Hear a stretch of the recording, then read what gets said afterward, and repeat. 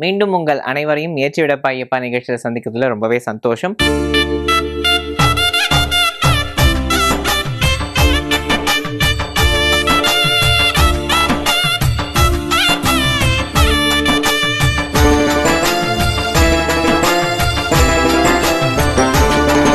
ஒவ்வொரு நாளும் காலையும் வேளையும் இரு வேளைகளில் ஐயப்பன் பூஜைகளில் என்ன மாதிரியான விஷயங்கள் எல்லாம் நம்ம பண்ணணும் அப்படின்றத நம்ம இந்த நிகழ்ச்சியின் மூலிமா தெரிஞ்சுட்டு இருக்கோம். அது மட்டும் இல்லாமல் ஐயப்பனுடைய துதிகள் பாடக்கூடிய நிறைய பக்தி பாடல்களை இந்த நிகழ்ச்சியில் நம்ம பார்த்துட்டு இருக்கோம். அது மட்டும் இல்லாமல் ஐயப்பனுடைய பக்தி பாடல்கள் நிறைய இந்த நிகழ்ச்சியில் நம்ம கேட்டுட்டு இருக்கோம். அது மட்டும் இல்லாமல் இந்த விரதத்தை எப்படியெல்லாம் ஃபாலோ பண்ணணும், என்ன மாதிரியான விஷயங்கள் எல்லாம் தவிர்க்கணும் அப்படின்றதெல்லாம் நம்ம இந்த நிகழ்ச்சி மூலமா தெரிஞ்சிட்டு இருக்கோம். அந்த வரிசையில் இன்னைக்கு நான் அவங்களோட ஷேர் பண்ணிக்க போகிற விஷயம் என்னன்னா, சபரிமலை. இந்த சபரிமலை ஆலயத்துல என்ன மாதிரியான பிரசாதங்கள் பிரசித்தமானது, சபரிமலையில என்ன ஒரு பிரசாதம் பிரசித்தமானது அப்படின்னு பார்த்தோம்னா அரவண பாயசம். எப்படி பழனியில பஞ்சாமிர்தம், திருப்பதியில லட்டு, ஸ்ரீரங்கத்துல அக்கார அடிசல், புளியோதரை அப்படின்னு சொல்றோமோ, இந்த மாதிரி நம்ம சபரிமலையில அரவண பாயசம் அப்படின்றது தான் ரொம்ப பிரசித்தமானது. இதுல முக்கியமான மூலப்பொருட்களா இருக்கக்கூடியது அரிசி, வெல்லம், பழம், நெய். இந்த மாதிரி ரொம்ப காலத்துக்கு கெட்டு போகாத பொருட்களை வைத்து சுவாமிக்கு செய்யப்படக்கூட ஒரு அற்புதமான ஒரு பிரசாதம் தான் இந்த அரவண பாயசம். கொஞ்ச காலத்துக்கு முன்னாடி இதுல ஏலக்காய் சேர்க்கப்பட்டிருந்தது. ஆனா இப்போ அதை தவிர்க்கிறாங்க. ஏன்னா இது ரொம்ப நாளுக்கு இது கெட்டு போகாம நல்லா இருக்கணும் அப்படின்ற ஒரு காரணத்துக்காக. ஏலக்காய் விவசாயம் செய்யும் போது அதிகப்படியான பூச்சிக்கொல்லி மருந்துகள் அதை பயன்படுத்துறதுனால இதை யூஸ் பண்ணினா இதை சாப்பிடக்கூடிய பக்தர்களுக்கு உடம்புக்கு ஏதாவது ஒரு சைடு எஃபெக்ட்ஸ் வந்துருமோ அப்படின்றதுனால இதுல ஏலக்காய் தூள் அவாய்ட் பண்றாங்க. இன்னைக்கு சபரிமலைக்கு செல்லக்கூடிய பக்தர்கள் எந்த மாதிரியான விஷயத்த ஃபாலோ பண்ணணும் அப்படின்றத கலைமாமணி வீரமணி ராஜு நமக்கு சொல்ல இருக்கார். அது ஒரு சின்ன ஹிண்ட் நான் இப்போ உங்களோட ஷேர் பண்ணிக்கிறேன். யாத்திரையா செல்லக்கூடிய பக்தர்கள் 2 புனித நதியில நீராடுறது வழக்கமா வச்சிருக்காங்க. ஒன்று பம்பா நதி. இந்த பம்பா நதியை பத்தின விஷயங்கள் எல்லாம் நான் ஆல்ரெடி உங்களுக்கு ஷேர் பண்ணியிருக்கேன். தட்சிண கங்கைன்னு சொல்லக்கூடிய அளவுக்கு அத்தனை புனிதத்தன்மை வாய்ந்ததாக இந்த நதி இருக்கு. அடுத்தபடியாக அழுதா நதி. இது ஏன் அழுதா நதின்னு கூப்பிடுறாங்க அப்படின்ற காரணத்தையும் இந்த நதியோட புனிதத்தன்மையை பற்றியும் இப்போ நம்மளோட அவர் ஷேர் பண்ணிக்க போறார். வாங்க கேட்கலாம். சுவாமியே சரணமையப்பா, ஏற்றிவிடப்பா ஐயப்பா தொகுப்பிலே நாம் எரிமேலியை பற்றி சிந்தித்து அதற்கு பிறகு நாம் இப்பொழுது அழுதைக்கு வந்திருக்கிறோம். அழுதா நதியில் ஐயப்பன் உட்கார்ந்து தவம் செய்த அந்த பாறையிலே பக்தர்கள் எல்லாம் ஒரு நிமிஷமாவது உட்கார்ந்து ஐயப்பனை பிரார்த்தனை செய்ய வேண்டும் என்று கேட்டு இப்போ நம்ம அடுத்த ஸ்டெப்புக்கு போவோம். பெரிய பாதையில். இது பெரிய பாதை என்பது நிறைய பேருக்கு என்ன தெரியுமா சந்தேகம்? சார், பெரிய பாதையில் போனால் புண்ணியமா, சின்ன பாதையில் போனால் புண்ணியமா? ஐயப்பனை எது வழியாக போய் பார்த்தாலும் புண்ணியம்தான்.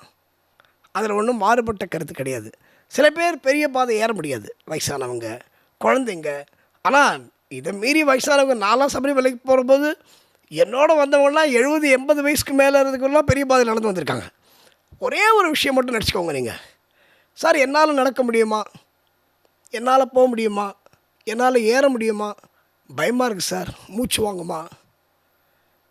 நான் ஏற்கனவே சொன்னேன், எங்கள் நம்பியார் குருசாமி அடிக்கடி சொல்லுவார், ஐயப்பன் மாலை கழுத்தில் இருக்கிற வரைக்கும் உனக்கு உடல் பலத்தை எந்த டாக்டராலையும் கொடுக்க முடியாது, ஐயப்பன் மட்டுமே கொடுக்க முடியும். யோசிச்சு பாருங்க. நீலிமலை ஏற்றம், ஏற்றம் தானே, சிவபாலனும் ஏற்றிடுவார். நீலிமலை ஏற்றம் சிவபாலனும் ஏற்றிடுவார். கரிமலை ஏற்றம் கடினம் கடினம், கருணை கடலும் துணை வருவார்.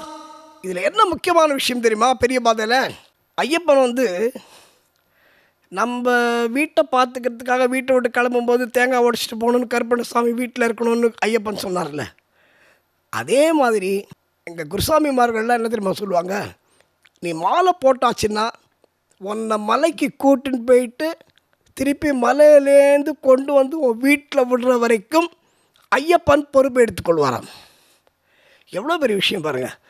அப்போது பெரிய பாதையில் என்ன பண்ணிருக்கார் ஐயப்பன்? தன்னுடைய பரிவாரங்களை நிறுத்தி வைத்திருக்கிறார். எப்படி?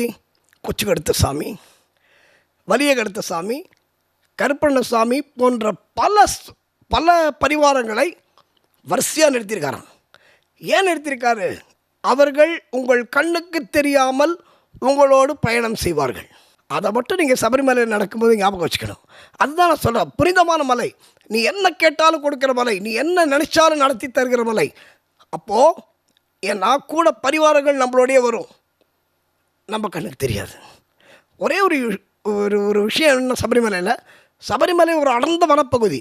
சிங்கம், புலி, கரடி, நீ என்னென்ன காட்டு விலங்குகளை உன் புக்கில் பார்க்குறியோ, படிக்கிறியோ, உன் டிஸ்கவரி சேனலில் பார்க்குறியோ, எதை வேணால் பாரு, அத்தனையும் சபரிமலையில் இருக்கிறது என்பது நிச்சயம். ஆனால் இந்த மண்டல காலத்திலேயோ மற்ற மாத பூஜைக்கு போகும்போதோ எந்த மிருகமும் உங்களுக்கு துன்பம் கொடுக்காது என்பது சத்தியம். அது ஏன்? ஐயப்பனுடைய சத்தியத்தின் கட்டுப்பாட்டின் காரணமாக. அவங்க எல்லாம் அந்தந்த இடத்துல ஒதுங்கி, ஐயோ ஐயப்பனுடைய பக்தர்கள் வராங்கப்பா, அவங்கள நம்ம ஒன்றும் பண்ணக்கூடாது அப்படின்னு இருக்கும். அப்போது ஐயப்பனுடைய சபரிமலை பெரும்பாதையில் ஒவ்வொரு தேவகணமும் ஒவ்வொரு பூதகணமும் நமக்கு பாதுகாப்பாக வருகிறது. இப்போ நம்ம அடுத்த இடம் போவோம். அடுத்த இடம் காளகட்டி ஆசிரமம்.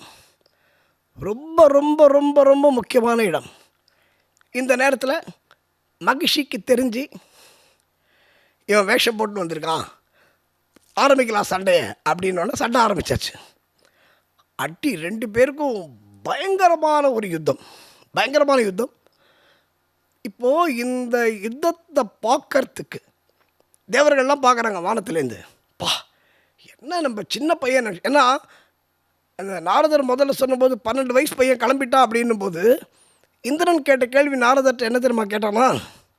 ஏம்பா, மகிஷி எங்களாலே ஒன்றும் பண்ண முடியல, ஒரு 12 வயசு பையனால் அப்படின்னு கேட்டபோது நாரதர் சொன்னாராம், சாதாரண 12 வயசு குழந்தை இல்லை, அனைத்து சக்திகளும் பெற்ற குழந்தை. ஏன்னா மகாவிஷ்ணு வந்து சக்கரை கொடுத்து அனுப்பிச்சார் ஐயப்பனுக்கு மகிஷி சம்ஹாரத்துக்கு. இருந்தாலும் கூட ஐயப்பன் தவம் செய்து பார்வதியிடம் சூலம் வாங்கியது ஒரு வரலாறு. ஐயப்பன் சாதாரண தெய்வம் இல்லைப்பா, அவர் தான் மகிழ்ச்சியை அழிக்க முடியும் அப்படின்னு இந்திரன்ட்ட சொன்னாராம். இப்போது இந்த காட்சியை மேலேருந்து பார்க்குறாங்க அவங்க சண்டையை. பா, என்ன ஒரு வீரம், என்ன ஒரு சக்தி. இப்போது மகாவிஷ்ணு பிரம்மாலாம் என்ன பண்ணுறாங்களா, சிவன் கைலாசத்தில் உட்காந்துருக்காராம், நேரம் அங்கே போகிறாங்களாம். ஏய், என்னப்பா உன் பையன் என்னம்மா சண்டை போடுறான், வாயா வந்து பாரியா அப்படின்னு.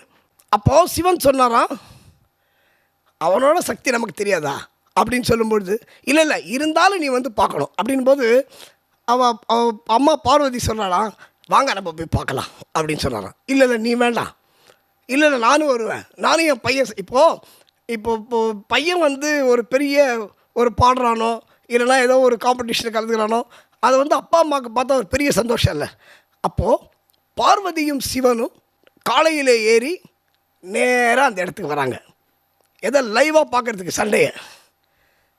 அப்படி சிவனும் பார்வதியும் அங்கே வந்து இப்போது சண்டையை பார்க்கணும், காலை மேலே உட்காந்து பார்க்க முடியுமா, அப்படி இறங்கி ரிலாக்ஸ்டாக பார்க்கலாம் அப்படின்னு சொல்லிட்டு அப்படி காளகட்டி ஆசிரமம் மேலே அந்த இடத்துல இன்றைக்கும் ஒரு சிவன் பார்வதி கோவில் இருக்குது. கண்டிப்பாக அதை தரிசனம் பண்ணோம். அந்த இடத்துல சிவன் என்ன பண்ணார், தன்னுடைய காளையை ஒரு இடத்துல கட்டினாராம். அதனால தான் அந்த இடத்துக்கு பேர் காளை கட்டி ஆசிரமம்னு பேர். சிவன் தன்னுடைய காளையை கட்டி நிறுத்திய இடம் காளகட்டி ஆசிரமம்.